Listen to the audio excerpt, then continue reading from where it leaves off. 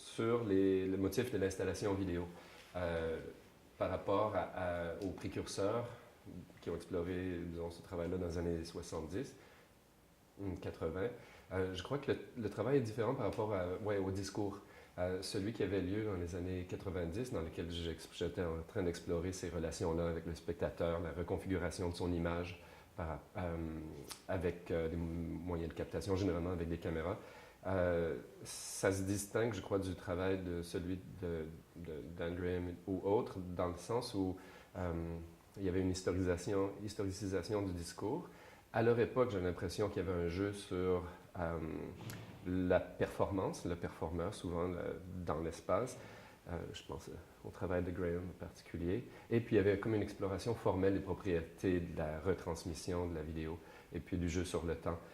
Dans les années 90, lorsque j'ai cofondé un centre d'artistes autogéré qui s'appelait Art Engine, le but était l'appropriation de la technologie et du discours technologique par les artistes dès le départ. Et à ce moment-là, c'était tout de suite une remise en question des visées, disons, techno-optimistes qui nous étaient promises par le discours qui venait du côté commercial, c'est-à-dire émancipation du spectateur par l'utilisation de la technologie, par la consommation d'outils de plus en plus puissants. Tout ça qui est encore court aujourd'hui. Je pense que c'est celui qui est le seul discours qui s'est jamais remis en question. Et pourtant, il y avait à l'époque une énorme influence sur le discours un peu techno-optimiste de l'art, en particulier autour de tous les discours sur l'interactivité. Donc, quand je faisais du travail comme élément sur la captation, la reconfiguration, j'étais sciemment en train d'essayer de reprendre chacun des motifs que je voyais tellement souvent dans les installations d'art médiatique, dans lesquelles on avait des déplacements de pixels dans le temps, dans l'espace, et puis ça se voulait un peu bête et méchant, comme réflexion sur le discours sur l'interactivité. Là où il y avait une autre différence, c'était dans l'utilisation de l'investissement artistique dans la création des moyens. Alors, pour le retour avec le collectif Art Engine, il y avait toujours l'idée de l'appropriation artistique de la technologie, mais très rapidement, ça m'a amené, en tout cas, au développement d'outils pour les artistes. Et c'était aussi une différence, je crois, par rapport au travail de nos précurseurs. C'est cette volonté, disons, de créer nos propres outils. Peut-être que c'est un peu naïf, mais on a essayé. Dans Tafel, je suis en train de déplacer ma critique. Ces œuvres-là étaient assez autoréflexives à propos du discours sur l'art. Et puis,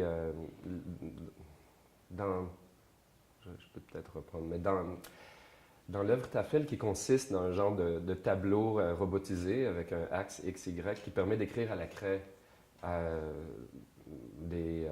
en fait, du script. C'est le script de Joseph Beuys que j'ai modélisé parce qu'il faisait ses performances sur les tableaux, les tafels. Alors, quelques tableaux subsistent encore aujourd'hui. Et parfois, les concierges les effacent. Ça va à l'encontre de l'idée de la préservation un petit peu de l'icône du travail, une genre de Beuys, c'était un peu... il y a eu une forme d'auto-mythologisation de l'artiste. Puis je voulais, avec Tafel, réussir à déconstruire ce travail-là, déboulonner un peu ça.